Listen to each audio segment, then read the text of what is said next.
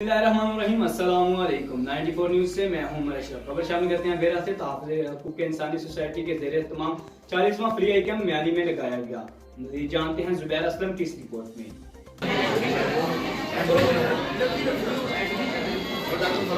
तहफ़्फ़ुज़ हक़ूक़ इंसानी सोसाइटी के ज़ेर एहतमाम 40वां फ्री आई कैंप कालजा स्कूल म्यानी में लगाया गया, जहां पर 1000 से ज़ायद मरीज़ों का चेकअप किया गया, जिसमें आंखों के सफ़ेद मोतिया के सैकड़ों मरीज़ों के मौका पर ही ऑपरेशन किए गए।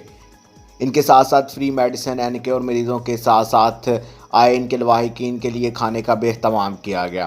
SOPs का ख़ास ख्याल रखा गया। इस मौका पर तहफ़्फ़ुज़ हक़ूक़ इंसानी सोसाइटी के चेयरमैन नासिर क़ज़ाफ़ी साहब ने कहा कि वो म्यानी की गरीब आवाम के साथ साथ हमेशा खड़े हैं और म्यानी की गरीब आवाम की फ़लाह के लिए दिन रात कोशां हैं। इसके अलावा टीम सरेआम म्यानी के नौजवानों ने भी मरीज़ों की देखभाल में काफ़ी मुतहर्रिक रहे।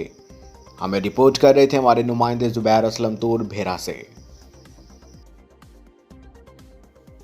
अब तक के लिए इतना ही। मज़ीद खबरों से बाखबर रहने के लिए देखते रहिए 94 न्यूज़।